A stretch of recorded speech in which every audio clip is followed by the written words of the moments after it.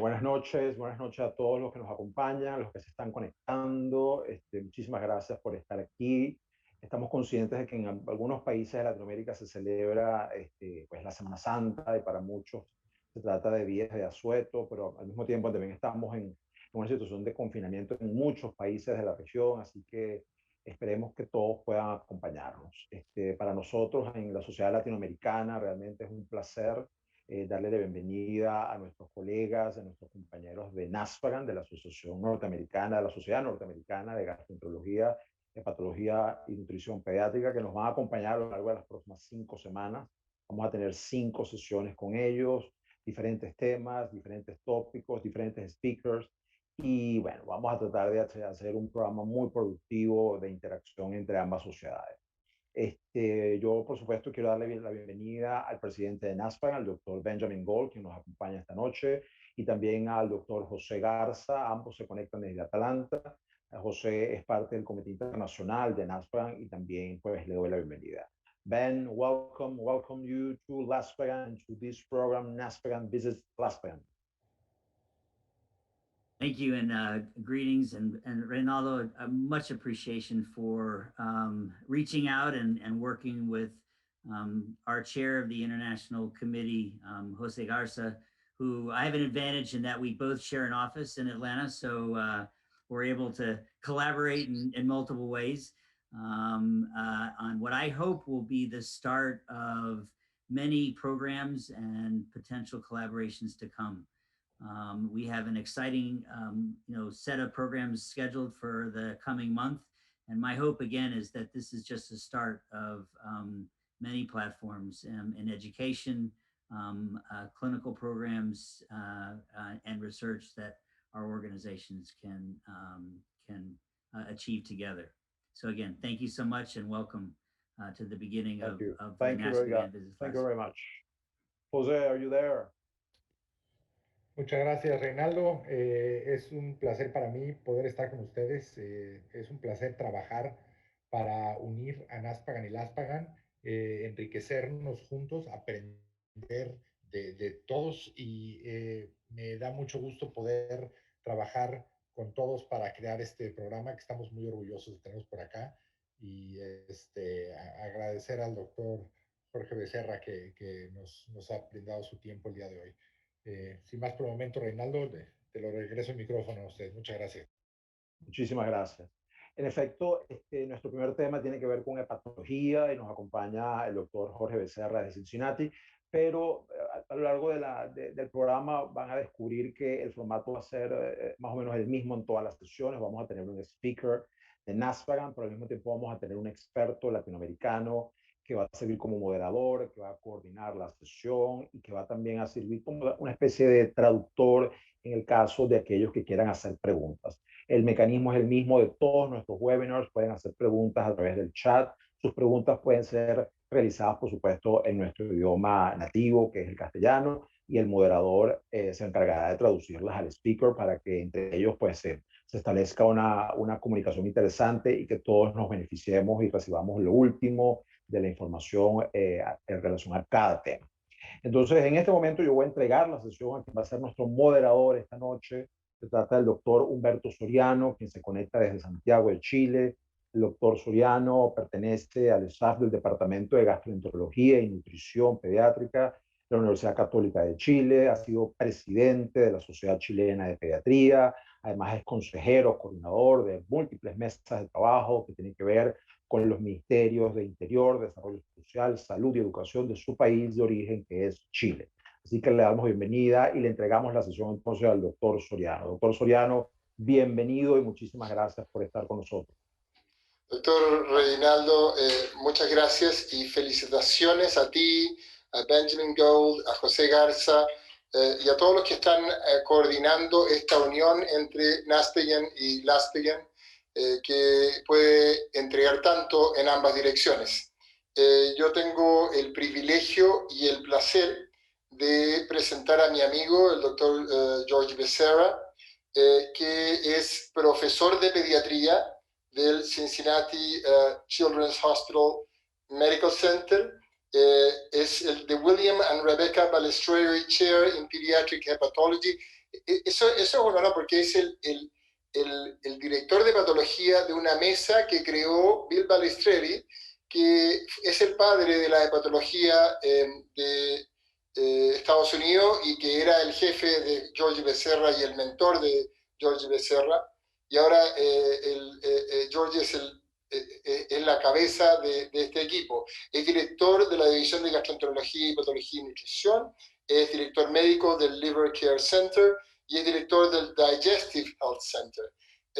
No, yo, la verdad, si me hubieran contado que Georgie le iba a ir tan bien cuando estábamos en Marco Island o en Colorado juntos, disfrutando, paseando, yo les hubiera dicho absolutamente, el tipo tenía la energía en ese entonces, no había ninguna duda que iba a hacer este tipo de entrega y este tipo de diferencia en el mundo de la ciencia y de la hepatología. Así que it's a privilege and an honor to introduce you, Georgie.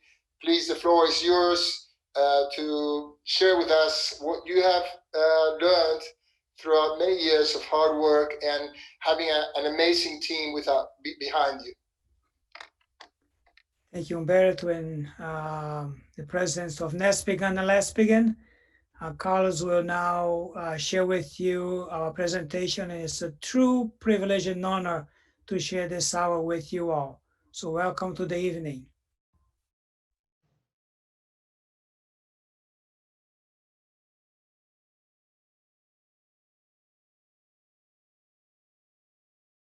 Hello, I'm Jorge Bezerra, born in Brazil, living in Cincinnati, and working at Cincinnati Children's Hospital Medical Center. I want to thank Dr. Jose Garza and Dr. Humberto Soriano for inviting me to present at the NESPIGAN-LESPIGAN webinar series. I also want to thank both societies for putting together this platform where we can share knowledge. I hope that you participating in this webinar and watching this video are healthy and safe, and that we continue to collaborate as we care for patients and help each other stay safe during this pandemic. Today, what unites us is a topic of biliary atresia. Biliary atresia is the most common cause of end-stage liver disease in children that always begins in the first 3 months of life. The disease has an inflammation and fibrosis of bile ducts as a key component of the disease.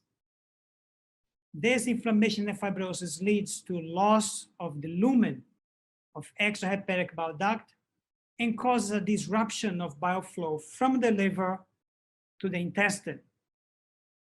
The disease progresses and liver transplantation becomes the only chance for long-term survival. But with liver transplantation, you can today increase and improve the survival of the patients to greater than 95% 10 years after diagnosis. My bias is that we are living in the future. Some 10, 15 years ago, we always wished that we knew more about biliary atresia. And I think that today we do know more, and we have increased tools that allow us to pursue new discoveries. We know that the disease begins soon after life, and yet it breaks the typical finding that genetics would play a major role in pathogenesis of biliary atresia, but it seems not to do so, because only a small number of patients have specific genetic defects. Today, we know that infections can trigger biliary injury, and there is a high incidence of some of the virus in patients with biliary atresia. But many patients have no detectable viruses. Today, we know that inflammation is a key component of the disease, but often mild in liver biopsies, and sometimes even absent, perhaps because in that specific patient, the diagnosis is a little late, in which the inflammation has been replaced by fibrosis. And what is the role of fibrosis? Why is it so intense in biliary atresia? What is the role of the microbiome, and perhaps other important factors? So what I'd like to do in the next 35 to 40 minutes is to briefly present a clinical highlight of biliary atresia, then focus on understanding the recent developments in pathogenesis of the disease. When does it start? What is the role of genetic defects? How does the immune system play a role in biliary injury and disease phenotype?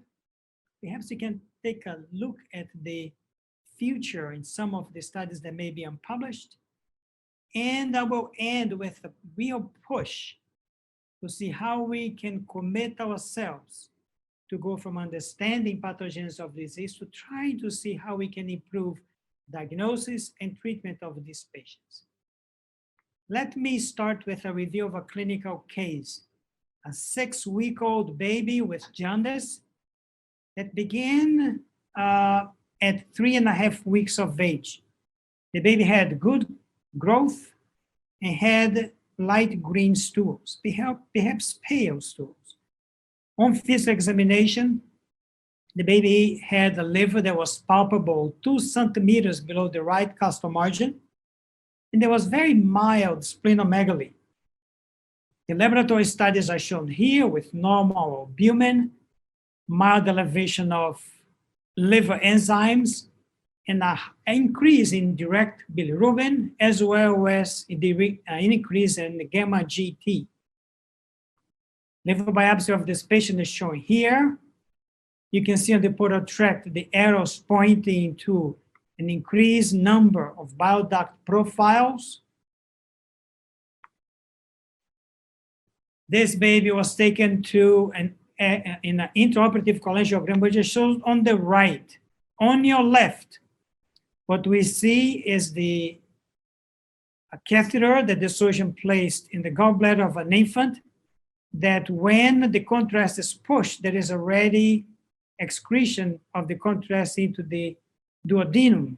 So this baby does not have biliary atresia, but the one on the right, which is the patient that I presented to you, the catheter is placed into a rudimentary gallbladder, contrast is injected, but there's no progression to the intestine. And actually, some of the contrast leaks out.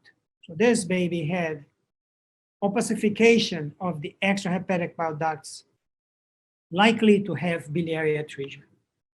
This cartoon shows a summary of the anatomy of a normal baby on the left, on the left, that shows in green, on a high magnification, common hepatic duct, cystic duct, the gallbladder would be here, and the common bile duct. On the right, this extrahepatic biliary system is obstructed. It can be completely obstructed, or sometimes obstruction is more regional. If one cuts the extrahepatic bile duct at the level of the common bile duct, you will see on a transverse view that where you were supposed to have a lining of epithelial cells and an empty space representing the duct lumen, is in patients with biliary atresia completely occluded or obstructed by scar tissue. The patients present in the clinical with the clinical triad of jaundice, acolic stools, and hepatosplenomegaly. Sometimes they also present complications of chronic cholestasis such as bruising or hematoma, or may have findings of signs and symptoms that you see with non-hepatic involvement, such as cardiac disease, or maybe a baby that is having partial obstruction due to malrotation of the intestinal tract. Although there is a common triad of jaundice, acolic stools, and hepatosplenomegaly in these babies, biliary atresia comes in 2 different clinical forms. One is the non-syndromic form, which is the most common form and occurs in about 80% of the babies. The syndromic form occurs in about 10–20%. Babies that present laterality defects, splenic malformation syndrome, and sometimes gastrointestinal, cardiovascular, and renal abnormalities. There is also a cystic variant that is often detected during pregnancy, in which a prenatal ultrasound shows that the baby may have a cyst in the hilum of the liver. These babies may or may not have cardiac or other non-hepatic malformations. This is an intraoperative view of a baby with biliary atresia and a polysplenia, which you can see here, multiple spleens that you can see in the momentum. And in this baby, this intraoperative picture shows a cystic variant. You can see first a rudimentary gallbladder and the arrows pointing to what seems to be a bulging in the hilum of this patient. Here, the surgeon puts, shown here, the hub of a catheter that is introduced into the rudimentary gallbladder. Contrast is injected and fills that cystic structure. And note that there is no contrast that is draining into the duodenum, and there is very small amount of contrast that goes up into the hepatic parenchyma. So this baby had cystic variant of biliary atresia. In all of these anatomic forms, treatment is the same, is to remove surgically the biliary remnants, the disease-scarred tissue, and then doing a hepatoporoenterostomy in which a loop of jejunum is sewed onto the hilum of the liver.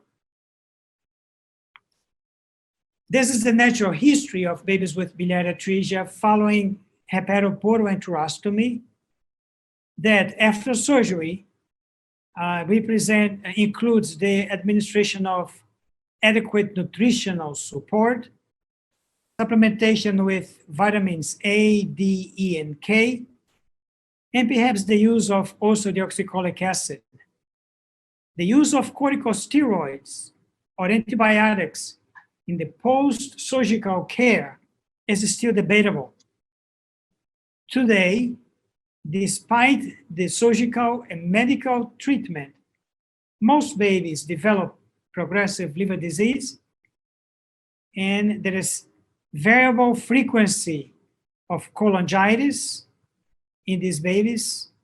Most of them still progress to development of cirrhosis and the secondary consequences of poor hypertension, gastrointestinal bleeding, ascites, and malnutrition, with, as I mentioned earlier, liver transplantation offering a good chance for long-term survival for these babies.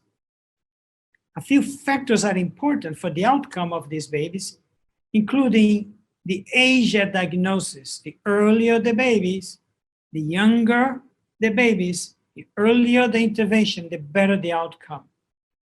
So can we actually look at the tissues of babies with biliary atresia at diagnosis and try to understand what are the pathogenic mechanisms that drive the injury of extrahepatic bile ducts?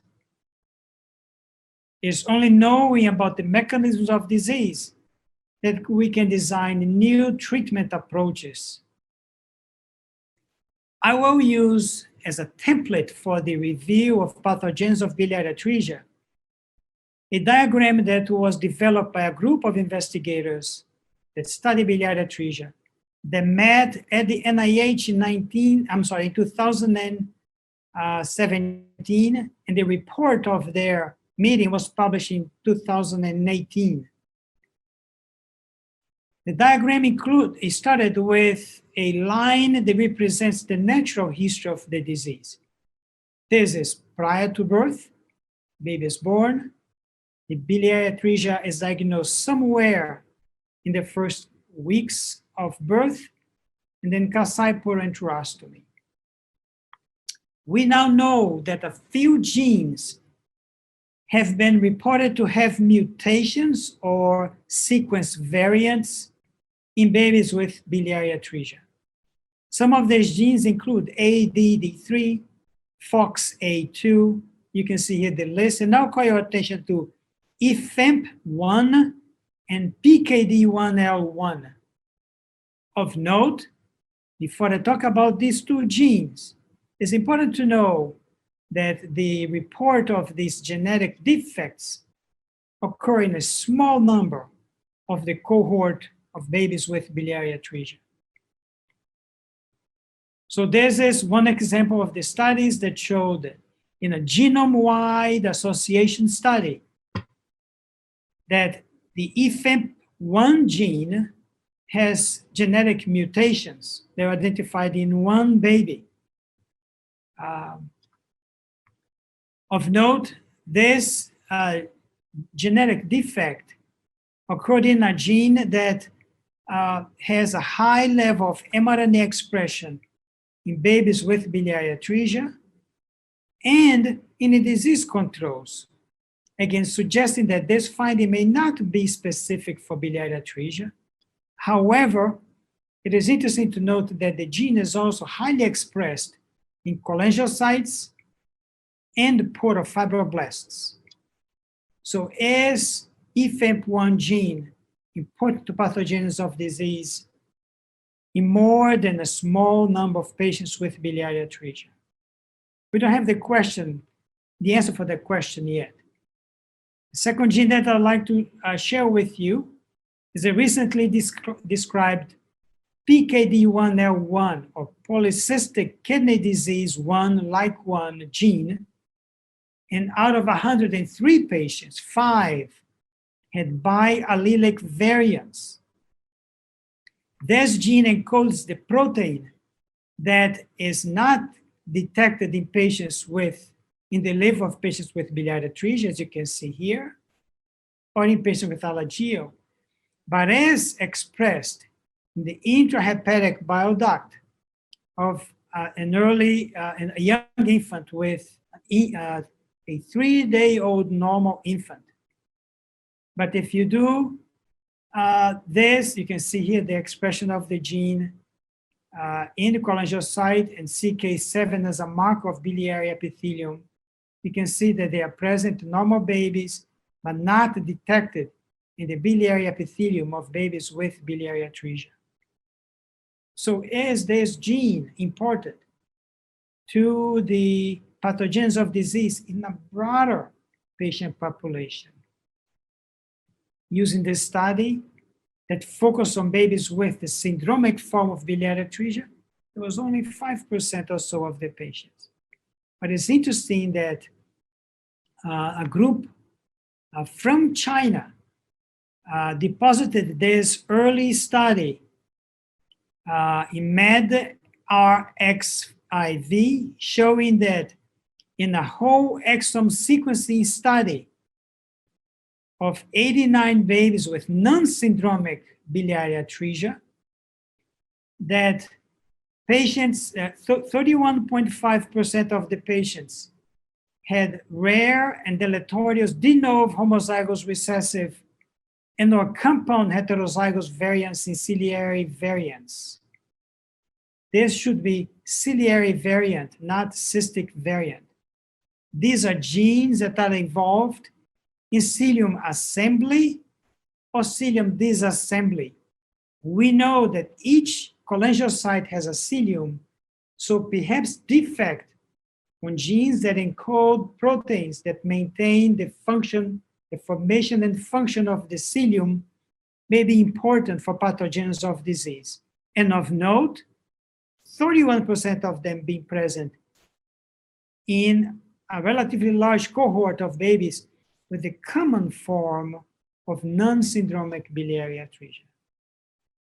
So we expect that we'll learn more about the role of cilia-related genes in pathogenesis of disease. So going forward, we can state that some babies with biliary atresia may have genetic defects, and they may be involved in the morphogenesis or formation of the bile duct or the biliary system. Another set of factors that may injure the biliary epithelium prior to birth is infection for virus or exposure of the fetus to toxins. As proof of concepts, CMV, reovirus, and rotavirus have been detected in humans with biliary atresia. They all target cholangiocytes or the biliary epithelium, in addition to other cells such as hepatocytes, lymphomacrophages, and dendritic cells. And you can also see the same process happening in mouse models of extrahepatic biliary atresia. We showed that in the mouse model, you can detect RV in neonatal mice with biliary atresia, RV in red, in green showing here the marker of cholangiocytes. When you overlay the red and the green, you have the yellow showing that indeed the RV or rotavirus is present or infects the epithelium of the bile duct. Rotavirus can also infect macrophages that are shown here in green, RV in red, of a neonatal mouse with biliary atresia. And then again, the overlay that's showing this orange staining, showing that rotavirus can indeed infect macrophages. How about HHV6? How about HPV? They both infect the human. It is not known that they have tropism for the epithelium of bile ducts, and they have not been studied consistently and reproducibly in the mouse model of biliary atresia. We now know that the toxin, environmental toxin that has been purified and named biliatrizone, can injure cholangiocytes of humans and can cause biliary injury in zebrafish and in mouse models. This is the picture of a zebrafish that is a normal zebrafish that you can see here in green, the gallbladder and the intestinal tract. If the zebrafish is exposed to 1 microgram per ml of the toxin biliatrizone, they lose the gallbladder, although you can still see some of the intestine being stained by this dye. On a higher magnification, you can see the effect that the toxin has in the biliary ducts. On your left, you have a normal appearing gallbladder and the common duct of a zebrafish. When you have an exposure of the zebrafish to 0.5 milligrams, low dose of the toxin, 0.5 micrograms per ml, you can see that the gallbladder begins to be abnormal, and so does the intrahepatic biliary system. And on a higher magnification, the gallbladder becomes small and almost completely disappears, suggesting that indeed exposure of the developing biliary system to increasing concentrations of an environmental toxin known as biliatrizone can damage the gallbladder and cause abnormality in the intrahepatic biliary system. These same agents, virus and toxins, can also occur post-birth. Another set of variables are the few anatomical findings that suggest that early in life, there are changes in the extrahepatic and intrahepatic biliary system that may make these cells susceptible to an environmental injury that can cause biliary atresia. They include a decreased amount of the glycocalyx that bathes the surface of the cholangiocyte, decreased cell-cell junction, perhaps increasing permeability, decreased amount of collagen in the submucosa of the extrahepatic bile ducts, fibroblastoid cells in endoplasmic reticulum and a rich endoplasmic reticulum, and a decreased amount of the antioxidative potential for the young neonate. Regardless of the injury, be that genetic, virus, toxin, some of these genetic abnormalities, the fact is when there is epithelial injury, the extrahepatic bile duct notices, and that inflammation begins to develop fibrosis, progressive fibrosis, and a decrease in inflammatory signal. We have studied this process that happens after birth, and I use the human liver to do initial studies, generate hypotheses, then use the murine system or the young mouse to see if we can mimic what happens in humans in the animal model to develop new strategies to better understand the disease. In this mouse model, administration of rotavirus in the first 2 days of life make the mice become jaundiced and develop ACOLX2s as shown here, where one of the trainees is holding a neonatal mouse at 7 days of age. This is the tail of the mouse, and this is the nostril of the mouse. You can see the ACOLX2. This is a drawing of a mouse liver, looking from below the liver with the gallbladder and the extrahepatic biliary system. Just like in humans, if you cut the extrahepatic common bile duct after the mouse is infected with rotavirus, you can see that the lumen of the bile duct is occluded by inflammatory cells and edema of the wall, in contrast to the artery that is harvested next to the bile duct, which is patent. Using this mouse model of neonatal rotavirus infection, we can tell that rotavirus infects dendritic cells that activates NK lymphocytes via the release of the cytokine interleukin-15. Rotavirus can infect cholangiocytes and cause apoptosis. And rotavirus can also infect macrophages that will release cytokines such as CXCL2 and attract neutrophils to the site of injury. I will use another cartoon to summarize the findings of immune cells in pathogens of biliary atresia. The cartoon I show here, the bile duct, the liver environment on the top, and the extrahepatic system down below. Either due to an infection by rotavirus or exposure to environmental toxins such as biliatrizone, injury of cholangiocytes lead to recruitment of macrophages and neutrophils, the release of interleukin-8 that is important to pathogenesis of disease. This leads to a breach of the epithelial cell, further recruitment of NK cells, CD4 and CD8 T lymphocytes, activation of dendritic cells, and release of cytokines that lead to further recruitment of lymphocytes, and release of cytokines that initially injured the biliary epithelium, but as in case for interleukin 13 and 33, trying to restore the epithelium. Each one of these molecules, when disrupted, blocks the development of experimental biliary atresia to variable levels.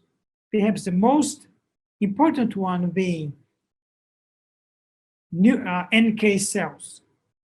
The loss of NK cells blocks this process and protects the mouse from developing biliary atresia despite infection with rotavirus. We recently showed that another cell known as hepatic erythroid cells, that is a subcomponent of the extramedullary hematopoietic system that populates the neonatal liver, is very important to tame or suppress this inflammatory response. And in the absence of these cells, the mouse becomes more susceptible to biliary atresia.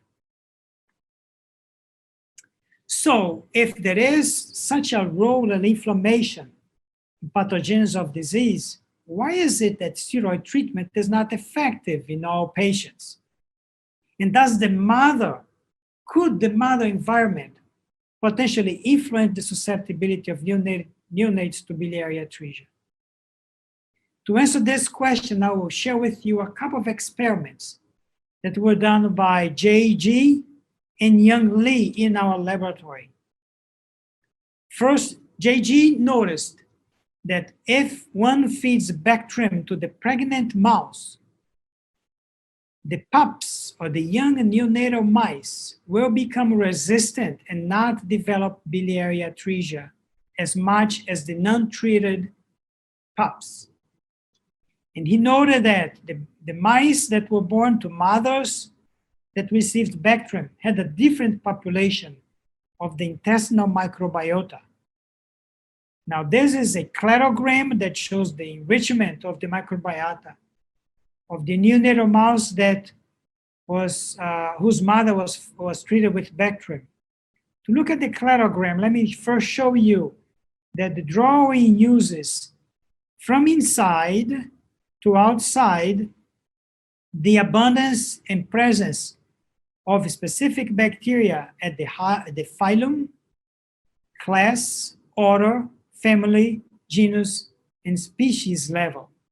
So you can see that there is an enrichment in red or pink of actinobacteria in pups whose mothers were treated with Bactrim, in addition to abundance of Enterococcus. Based on these findings and the fact that these enriched bacteria in mice that do not develop biliary atresia or are resistant to biliary atresia, they produce butyrate.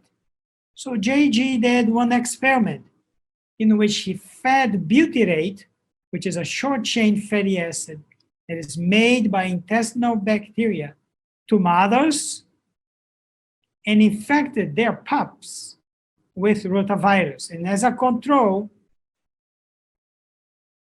fed water to mothers and then infected with rotavirus. Most of these pups develop biliary atresia, and the question was, will the feeding of butyrate also make these pups biliary atresia, or will they change their clinical course? The answer was that feeding the mothers with butyrate will protect the pups from developing biliary atresia. As you can see here, it did not completely protect for all mice, but more than 50% of the mice survived, whereas only 25% of the mice did not survive if the mothers were fed water during pregnancy.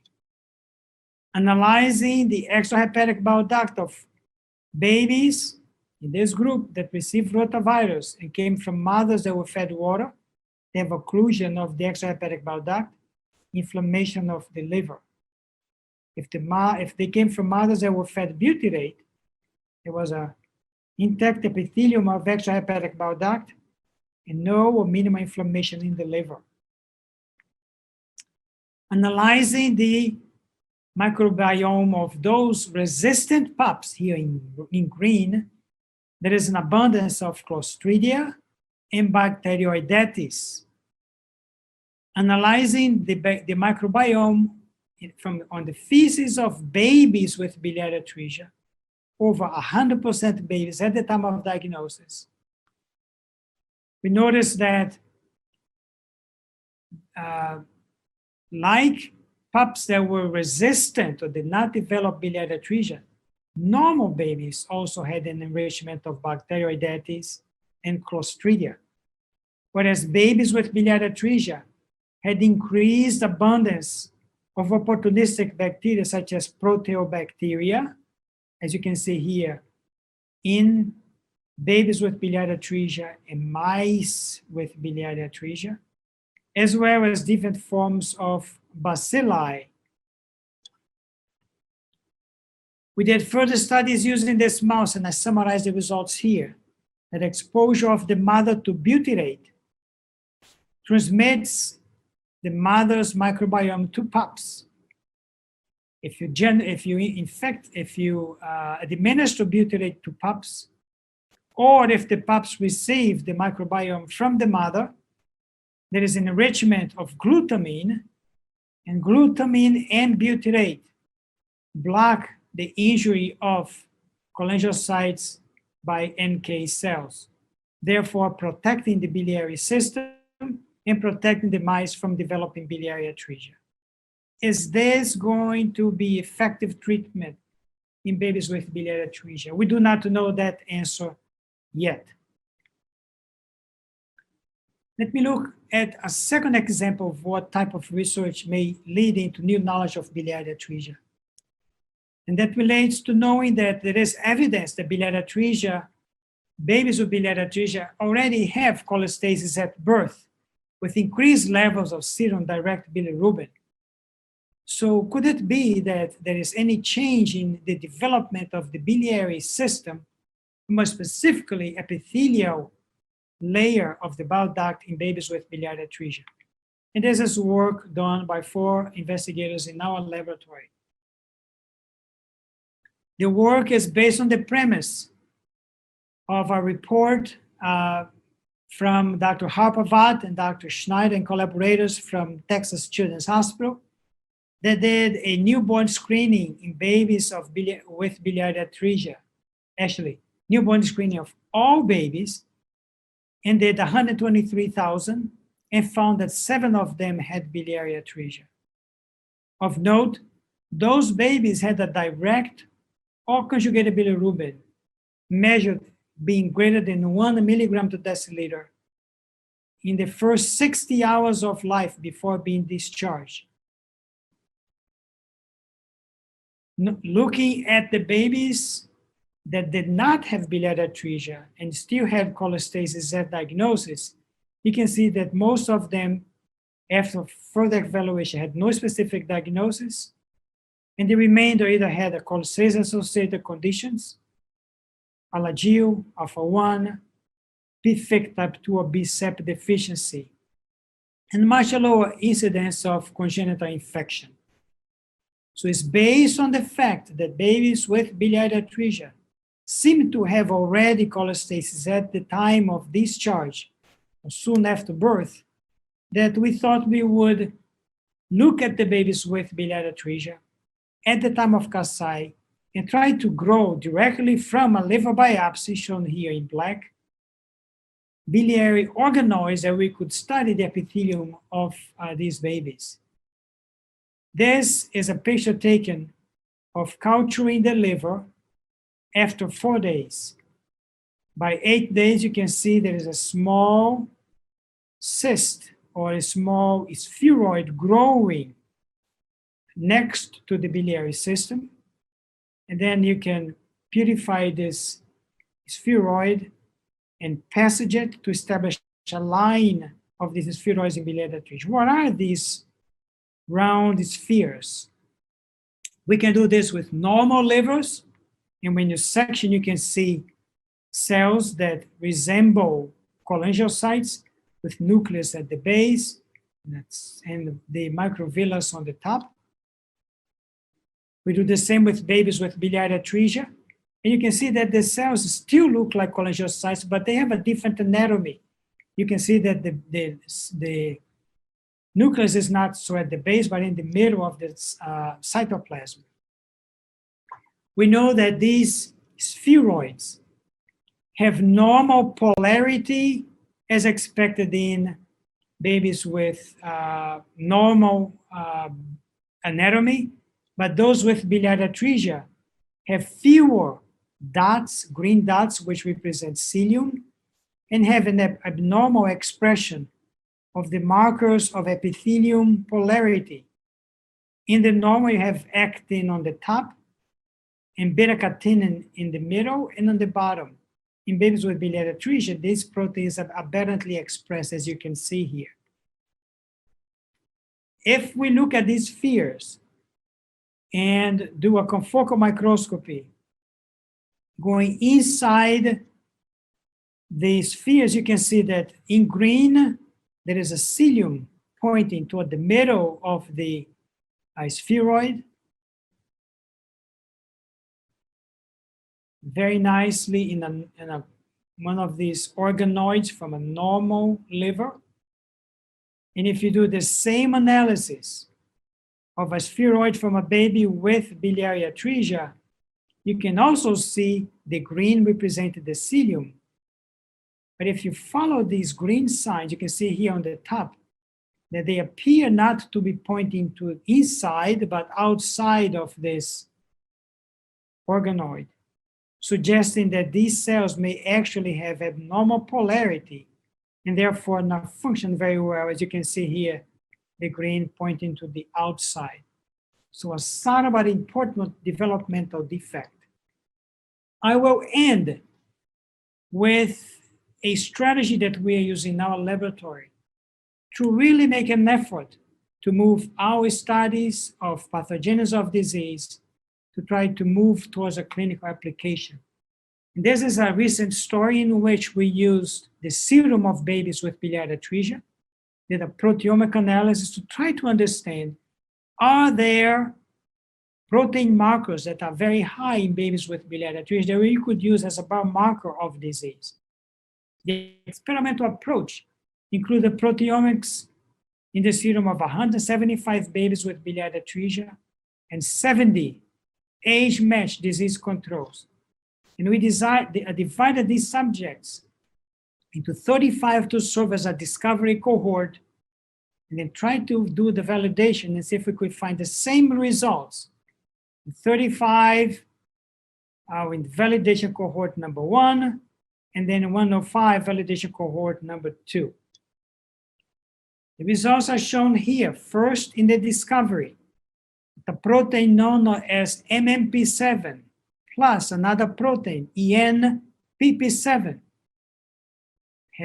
have very high discriminatory value for biliary atresia. But MMP7 alone is responsible for most of the discriminatory value. Much better than gamma GGT that we currently use in the clinic. Doing the same assay in a validation cohort, we saw that again, MMP7 have the highest discriminatory value alone at 0.9 with high positive predictive value, high sensitivity, high specificity, and also very high negative predictive value. This protein, MMP7, is uniquely expressed in extrahepatic cholangiocytes of the neonate and the gallbladder, but not inside cholangiocytes in the portal tract, as you can see here. We then used ELISA in a second patient cohort to see if indeed we could reproduce the findings that MMP7 is increasing babies with biliary atresia, and the answer is yes. You can see here in red, and most babies with biliary atresia have MMP7 above this cutoff value of 52 nanograms per ml. Most babies with non-BA have lower levels, as well as those that are normal, less than 6 months of age, 6 to 12 months and older. This finding was reproduced in a population from Taiwan and another, and you can see here, high discriminatory value. So today we can think of improving the diagnostic algorithm for biliary atresia. Upon the presentation of a baby with neonatal jaundice and the presence of conjugated hypobilirubinemia, we often look at the stool color, make sure the baby has no sepsis, look for syndromic features, look at cardiovascular abnormalities, and to see if there is any other defect that can give clues about syndromes that would not be related to biliary atresia. We obtain biochemical markers, including alpha-1 antitrypsin phenotype and level, and do radiologic studies such as ultrasound, scintigraphy. In some centers, they use MRCP, ERCP, or nasoduodenal string. Of course, important to notice that urinalysis should be done, as sometimes babies with UTI or urinary tract infection can present with neonatal cholestasis. Often, this evaluation leads to a presumptive diagnosis, and the babies have to undergo liver biopsy before undergoing surgery. We propose that perhaps with the use of a serum biomarker, such as MMP7, that can be done at the time of presentation of babies with jaundice, secondary to direct hypobilirubinemia, one can do a physical examination basic blood test and not an MMP7 and take the baby to cholangiogram, and perhaps even go from MMP7 to cholangiogram instead of a liver biopsy. So ladies and gentlemen, I hope that you take home the following messages. The biliary atresia is a developmental disease. The genetic defects are not abundant, but may be found. There is high conjugated or direct bilirubin levels at birth. There's a defective polarization of bile duct epithelium. The immunologic drivers of biliary atresia lead to epithelial injury. And I think that we can design the future with additional studies that investigate the microbiome, model the disease using biliary organoids, and then begin to take advantages of the discoveries, such as the use of serum MMP7 in the clinical aid of patients with biliary atresia. Thank you very much.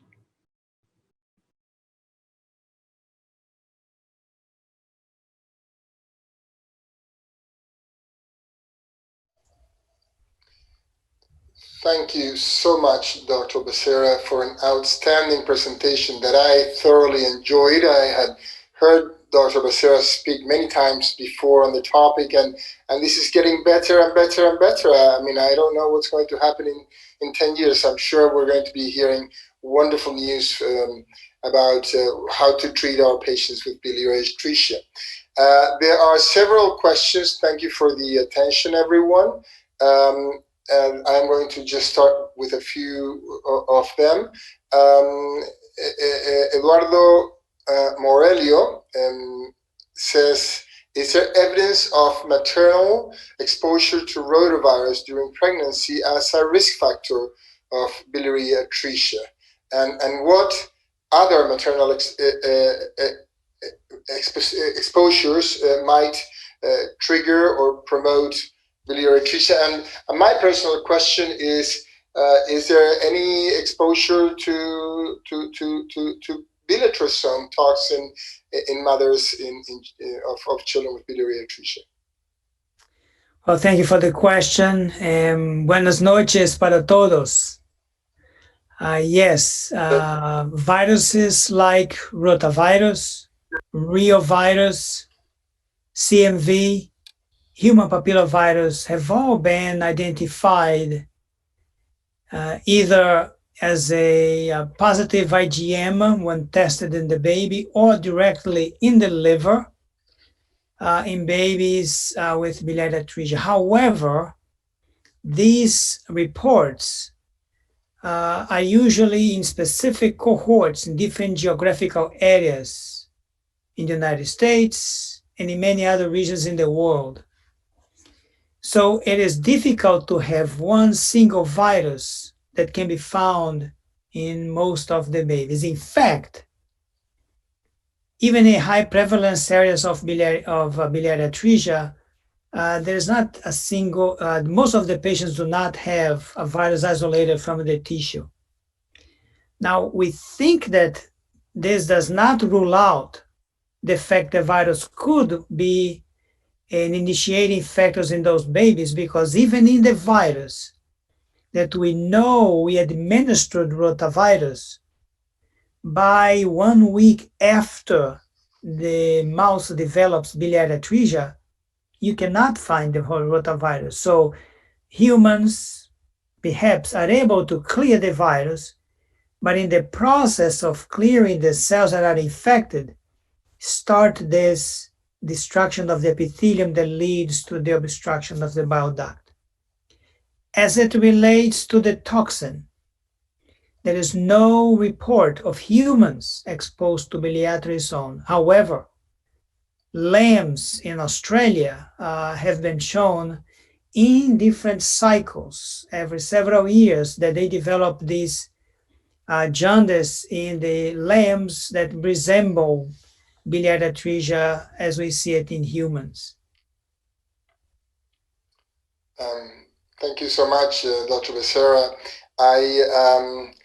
Of course, because it was only 45 minutes, you could only tell us a fraction of what you have researched on the topic. I was reading that in 2019 you had a paper on gastroenterology that talked about genes that predicted transplant-free survival in children with biliary atresia, and also hinted a little bit about N-acetylcysteine treatment. What can you tell us about, I mean, would this be a way to say, please don't operate, wait and just do transplant afterwards? And what is there about, is there any thought on doing clinical trials of N-acetylcysteine in these children? Yes, so one can indeed use the expression of a set of 12 genes to predict whether after Kasai, if the baby is going to do well, or perhaps babies that may be more respondent to medical interventions in addition to the Kasai, such as the use of antioxidants. We have discussed performing such a trial using N-acetylcysteine or NAC, that we know the safety profile as NAC has been used in babies and children with acute liver failure. But there is one detail in NAC, about NAC, that makes it difficult to do a clinical trial, which is that the NAC itself has a very horrible taste, and babies and young children will refuse to take it. This detail notwithstanding, a NAC is being used currently at Texas Children's Hospital in the immediate postoperative phase to determine whether those babies will have increased success after Kasai enterostomy. My particular bias is that NAC is important to suppress fibrosis and have blockage or perhaps suppression of the evolution to fibrosis, so that the babies actually can have a longer life with his or her own native liver. Many of us are here in Latin America, and we want to know what is the best combination of support to a child who's getting a Kasai procedure. We're getting Kasais earlier because of this tool card, that we applied at 1 month of age in most of Latin American countries, and it's been a real blessing to making the diagnosis earlier in these children. So once we do a Kasai, how do we treat the children? So today, Humberto, we really have to look at the published evidence. And the evidence support that the best strategy is to provide good nutrition, fat-soluble vitamins A, D, E, and K, and perhaps also deoxycholic acid, with or without Bactrim prophylaxis. I must share with you and the participants of this webinar that we did develop a different approach at Cincinnati Children's Hospital to actually tailor a new approach to the post-Kasai treatment based on the age of the infant, the initial response to the surgery, and whether or not the liver has inflammation, to combine a couple of other strategies. We actually have gone from a historical rate of 48 to 50% as a Kasai success to above 80% for the past 3.5 years. Now, we are currently preparing this manuscript for publication, and it's important to wait a little longer until it undergoes peer review. But I think that we hope that we'll be using some of the experimental data to allow us to do a customized approach to the patient based on specific factors to improve their outcome with additional medical treatment after the Kasai procedure. Muchas gracias, doctor Bezerra. Excelente respuesta. No sé si podríamos recibir el Cincinnati Way de tratar los niños con atresia biliares, porque estoy seguro que podríamos aprender mucho. La otra pregunta que surge desde lo que presentó es que la glutamina y el butirato podrían proteger. ¿Hay ensayos clínicos investigando esto?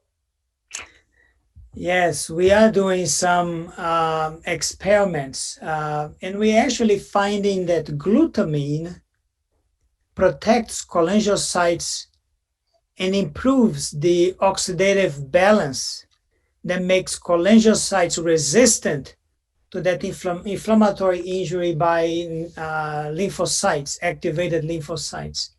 So perhaps a combination of simple things like N-acetylcysteine that is available and or glutamine to suppress that inflammation and allow the biliary epithelium to remain as healthy as possible and perhaps promote better long-term survival with the native liver. Muchas gracias, doctor Becerra. La otra pregunta tiene que ver con la eficacia del Kasai. Tiene que ver con el cirujano. Es importante que hayan pocos cirujanos que hacen esta operación. So I'm asking you about the importance of having few surgeons or how to improve the outcomes of the Kasai procedure. 3 factors are very important. The first one, timely diagnosis so that the surgeon can take the baby to the operating room as young as possible. So the earlier diagnosis, early treatment. Any suspicion for biliary atresia, to make sure that one takes all the necessary steps in a timely fashion to get the surgeon to operate. The second, the experience of the surgeon. So if there is the opportunity to get 1 or 2 surgeons to do most of the Kasai so that they develop the experience, how to dissect the hilar structures and make the portal enterostomy is probably one of the key factors for the best outcome of Kasai. And the third one is never give up. After the Kasai, to maintain that support, nutrition, vitamins, and then be aware that there will be simpler ways to treat those babies post-Kasai and improve their outcome.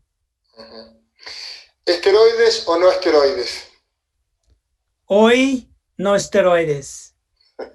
Tomorrow, I think we will be proposing that steroids have a role in a subgroup of patients. And I hope that after our paper undergoes peer review, that you will see how to use steroids, not to everybody, but to babies that may be more likely to benefit from it. But not alone. There'll be steroids and a combination of other medications. Hace 20 años la hepatitis neonatal era desconocida. Ahora son muchas enfermedades genéticas. Hace 10 años la atresia de vías biliares era una enfermedad. ¿Será posible que van a ser muchas enfermedades también? I think that biliary atresia is like cancer, that you have one disease, but perhaps 3 or 4 subtypes. We know there are 2 clinical subtypes, 1 more variant, but perhaps we can use more standard ways to subclassify the patients in a way that is clinically relevant. Excelente. Doctor Benjamin Gould, veo que tiene una imagen de Yoda en su video y quería saber si estaba todavía ahí. I don't know if Dr. Gould's still there, but I am still here. And if you have any comments or questions for Dr. Bezerra. Good. Okay, so I was muted and I couldn't turn my video on. That's good. Thank you. My wife would probably like that technique as well. Anyway, no, actually, I thought that the model that you presented tonight, Dr. Bezerra, was absolutely fantastic. And as an epidemiologist who has been very interested in a lot of different inflammatory diseases in the gastrointestinal tract, where there's a relationship with the microbiome and the immune system. I think you've outlined, and then somewhere or another, the host genetics in terms of determining what microbiota colonize, and then the environmental exposures that then trigger the perfect storm, if you will, that then results in the inflammatory response. You outlined really well. And I think, you know, as long as the research that you're doing, where you continue to identify specific target genes, good epidemiology that actually identifies the potential risk factors that patients get exposed to, and then further phenotyping them into subsets, then you'll be able to determine natural history and who needs to be intervened earlier versus later. Muchas gracias, Dr. Gold. If I can make one quick comment of Dr. Gold and I benefit from using MMP7 to really expedite and simplify the diagnostic steps before surgery. And I think that we hope that in the future, laboratories in South America will be able to do this, because it's very cheap to actually quantify MMP7 and simplify a lot of the steps. You go, MMP7 is high, pale stools, most likely the baby has biliary atresia, and can quickly move forward. Gracias, doctor Becerra. Fernanda pregunta, buenas noches, ¿hay algún rol para el uso del urso deoxicólico antes de la operación de Kasai? Unfortunately not, because before Kasai, there is completely obstruction. The biliary epithelium is really gone, and without the ability to excrete bile acid, giving also may actually not be very helpful. So best to do the surgery to try to reopen those channels and then put UDCA or also to promote that cholerasis and improved bile flow. Otra pregunta, doctor Becerra. La colestasia neonatal tiene muchas causas. La atresia biliar es probablemente la mitad. El examen que se hace para el diagnóstico de atresia de vías biliares en pabellón, ¿cuán preciso y cuánto uno puede equivocarse y terminar con un niño que tiene otro diagnóstico? Por ejemplo, fibrosis quística, que lo vimos una vez en un niño en Texas Children's que se había operado de Kasai y empezó con problemas pulmonares y no era atresia de vías biliares, era fibrosis quística. Entonces quizás son dos preguntas. ¿Cuán seguro es el diagnóstico? ¿Y qué otros diagnósticos, 3 o 4 o 5, que uno diga no se los pueden pasar, no se los pueden perder? So I was asking you about the positive predictive value of cholangiogram during intraoperative cholangiogram or by the surgeon. How often do we do Kasai procedures in children who don't have biliary atresia? And maybe a few comments on the other diagnoses that also cause cholestasis that we really should look for in all these children.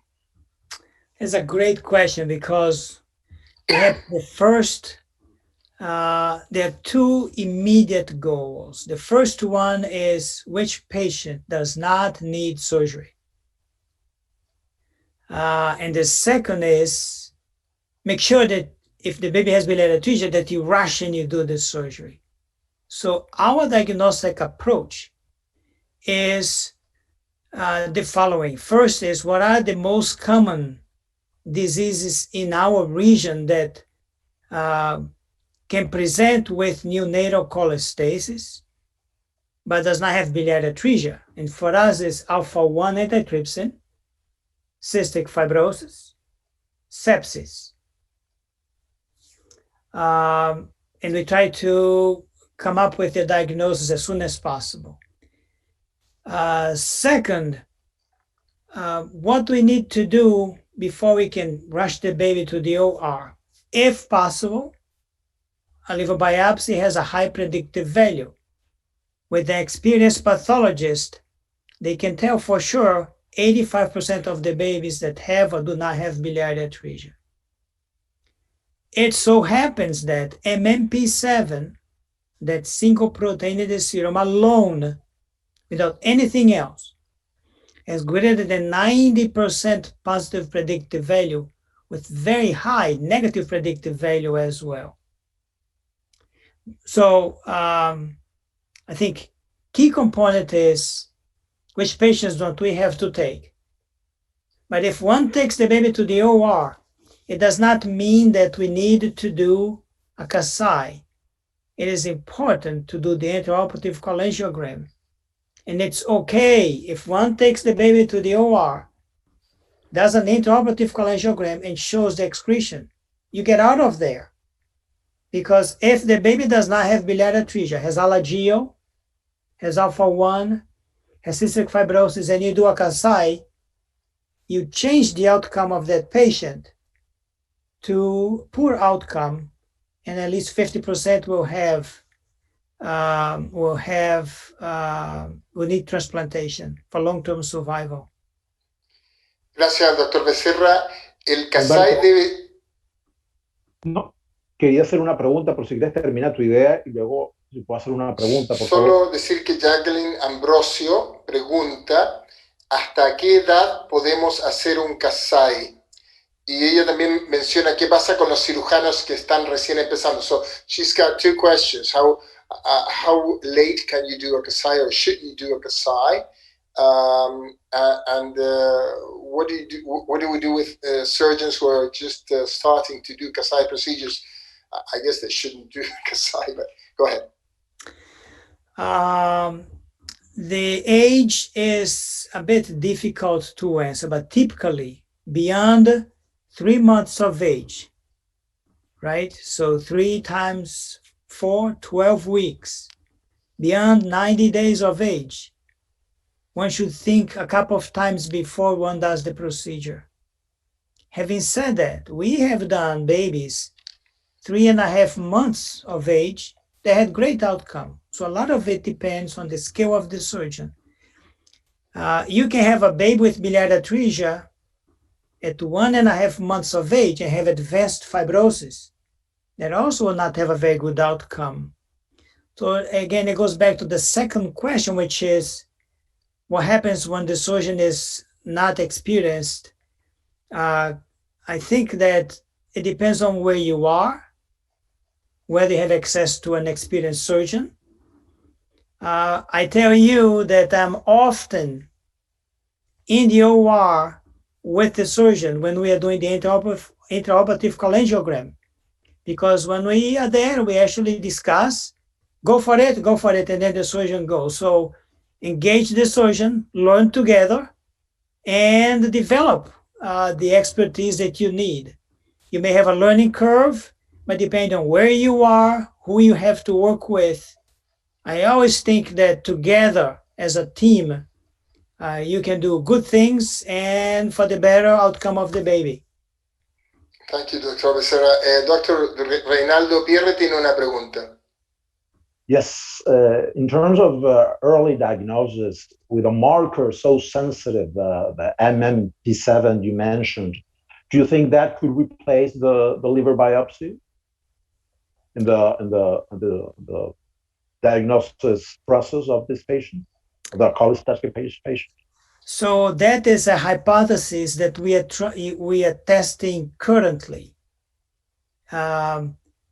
We think so, but probably not alone. We are testing the following hypothesis. We have 199 patients with biliary atresia and 200 with non-biliary atresia cholestasis. So we first, in a US population, evaluating whether the first cutoff value of 52.8 nanograms in the serum have still the same differentiation power that you can really improve the diagnosis with that. But that's about 90–95%. So we're going to add one more value. What if I use MMP7 and color of the stools? If I put those two together, can I bypass the biopsy and take right to the OR? This is a work that we are doing currently. We hope that by June, we will know because it's so good. But And then if we add something that doesn't cost anything, that is very reliable, as you know, you have seen babies with biliary atresia, they all have pale stools. It's just a matter of time. So early on, can you put those two together and bypass the biopsy? I suspect that we're going to move that way. And I think it's good because knowing that there are so many creative physicians and researchers in South America, Central America, all over the world, you will be able to find a way to measure something like MMP7 in the serum in a way that is not expensive and will really simplify the diagnosis. Thank Sí, you. la pregunta es interesante porque para todos los que nos están escuchando, si existe un marcador que se pueda, que el doctor nos dice que es realmente muy económico, que se pueda cuantificar en suero y que sea muy sensible, si la presencia de ese marcador en estos bebés que tienen colestasis, acompañado de los síntomas de la colestasis, empezando por la acolia, pueda permitir que entonces esos bebés vayan directo a la cirugía sin pasar por la biopsia. Y eso es lo que él dice que están investigando, si es posible, utilizando el marcador adecuado a muy temprana edad, simplemente brincar la biopsia y luego ir directamente a la cirugía. Es muy interesante ver. Tenemos dos preguntas, una de José Espolidoro, que está acá en el panel, y que dice si un niño es prematuro, ¿los tiempos de cirugía y biopsia son por edad cronológica o por edad corregida? So, We have seen two patterns, Jose. The first one is the baby that is premature, and it looks like it follows the postnatal age. So by 3 to 5 weeks, they develop cholestasis, and you do the diagnosis, they have biliary atresia. But there is also the other one that actually goes beyond that, almost like they came into a correction of the gestational period. It can go, it has two waves, if you will. One, it can be early on, it can be the other one. Recently, in one of these webinars, sponsored by Columbia University, we had a panelist. In the panel, Dr. Kara Mack and Ron Sokol from Denver were part of the discussion. And they just had a baby with biliary atresia that were identical twins. They were born at term. One of the babies had biliary atresia, the other one never did. Now let me go back to the organoid studies in which we grew the biliary ducts from a baby with biliary atresia.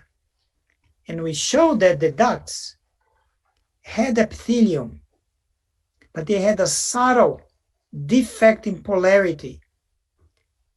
I did not show you that this defect in polarity, if we incubate with a dye, it increases the permeability of that epithelium.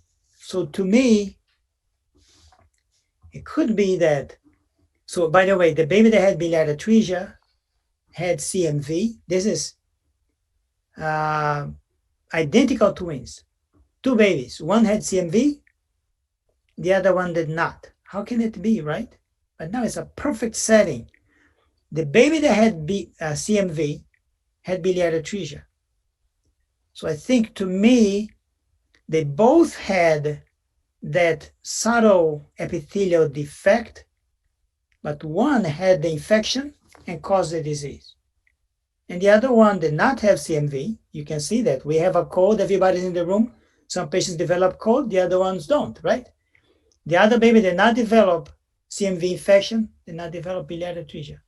So I think that it's, if the babies have the defect, and it's a matter of when in that immediate postnatal period or prior to birth, they get exposed, and then the disease onset. It's just a matter of time. So we hope esperamos que tener protección contra el COVID también, porque muchas veces unos se infectan y otros no. El doctor Bezerra dijo que en el tratamiento era clave la nutrición. Y la doctora María Reimundes pregunta cuál es la base del tratamiento nutricional en estos niños. I wish I had an intelligent answer to that very smart question. I don't know what is it about nutrition that makes the babies do better. But I can tell you that if the baby does not have adequate nutrition, the outcome of biliary atresia is not good. I just told you that we have a protocol now in Cincinnati that we have completely changed the outcome of CASI from 50% to 80+%. The problem is it's too good of a story, so I keep waiting for the next baby. We have enough, we're gonna report, just to make sure that people begin to analyze it, right? But it is also clear that if we don't have that very strong nutritional support, right, then it's breast milk, if the baby is not taking, we put the tube down and put breast milk down, but the nutrition has to be part of it. But this is the same truth, not just for biliary atresia. We have seen babies referred to our center with syndromic cholestasis, 6, 7, 8 months of age, that the physician was reluctant to give enough nutrition because the baby's liver was going not to process the nutrition. And the baby came to us completely malnourished several times. All we do is replenish nutrition, put a tube down, do something, and you can see that without any other treatment, the liver begins to work better, the baby begins to wake up, and then you treat whatever you need to. But nutrition is key. I do not know what, except that it's the essence of life, right? Y en general, ¿esta nutrición es enteral o hay un porcentaje de parenteral? Almost 100% enteral. It is really rare to have parenteral. We only use parenteral nutrition in babies that are at end-stage liver disease and have really malnutrition, because we know that if they are malnourished prior to transplantation, they have major morbidities after transplantation and perhaps increased mortality. The outcome post-transplant is directly related to the good nutritional status prior to transplant. Uso de oxicólico. ¿Qué dosis? ¿Qué frecuencia? ¿Y peligros de dosis alta? We here use between 8 and 15 milligrams per kilo per day in 2 divided doses. We stay away from doses above 15 milligrams per kilo because of the studies in patients with primary sclerosing cholangitis that said on higher doses, patients with that disease have poor outcome. We have no data that higher dose in biliary atresia is detrimental, but we also don't have truly well-controlled study to show that it helps. So first, to do no harm, we stay away from the higher doses, and we give 8 to 50 milligrams per kilo per day in 2 divided doses. Doctor José Garza, ¿qué comentarios o preguntas podría tener para nuestro invitado, doctor Bezerra?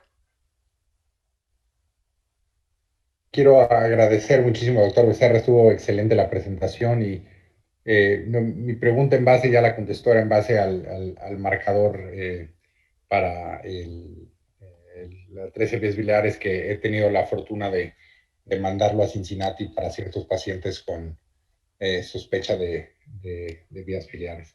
Pero muchísimas gracias, estuvo excelente la presentación. Gracias, gracias. My pleasure. Es un privilegio poder estar aquí con tanto panelista que ha contribuido a la nutrición y gastroenterología de América y de Latinoamérica. Reinaldo, te devuelvo el micrófono. Bueno, muchísimas gracias a todos por su participación. Gracias al doctor Bezerra por su excelente conferencia, al doctor Soriano por su participación tan importante. En la sociedad latinoamericana tenemos lo que llamamos working groups, tenemos grupos de trabajo y tenemos precisamente un grupo de trabajo de colestasis, que está tratando, de hecho, ha levantado una encuesta latinoamericana sobre el manejo de los pacientes post-CASAI. Se va a presentar un resultado preliminar de esa encuesta latinoamericana sobre las pautas de manejo post-CASAI. Se va a presentar en un evento nuestro en el mes de octubre. Entonces, sería muy bueno que los integrantes de este grupo de trabajo sobre colestasis obviamente se conecte con centros como el Cincinnati Children's Hospital y con el doctor Bezerra para que fluya la información, para que haya la posibilidad de hacer trabajos colaborativos, para tratar de implementar aquí en Latinoamérica estrategias que tal vez están funcionando en Norteamérica. Yo creo que estos seminarios y estos webinars abren un poco esa puerta para la comunicación. Yo espero que la gente del grupo de colestasis de nuestra sociedad esté escuchando esta conferencia para que se ponga en contacto con ustedes y puedan surgir esos proyectos, digamos, colaborativos multinacionales que son tan importantes. Sí, fantástico, sí, sí, muy bien. Bueno, y nosotros esperamos que el doctor Bezerra nos mande un dato de cómo empezar a hacer en Latinoamérica MMP7. So I told him that maybe you could help us set up MMP7 measurements throughout Latin America. Sí, sí, sí. Sem dúvida. Vamos fazer isso. Sería extremadamente importante. Bueno, muchísimas gracias a todos por su participación. Por supuesto, gracias al conferencista, al moderador, Benjamin Gold, José Garza, nuevamente muchísimas gracias por abrir las puertas de NASPGHAN para nosotros aquí en Las Vegas. Estamos muy complacidos. Este es el primero de 5 webinars. Nos vemos el próximo jueves. El próximo jueves tenemos un segundo webinar. Vamos a hablar de TPN, de Total Parental Nutrition. Y por supuesto vamos a hablar de intestinal failure. Vamos a hablar de una cantidad de cosas interesantes. Así que seguimos en contacto. Muchísimas gracias a todos y buenas noches. Boa noite. Tchau, José. Chao a todos. Adiós, adiós. Roberto. Gracias. Bye, Reinaldo. Bye.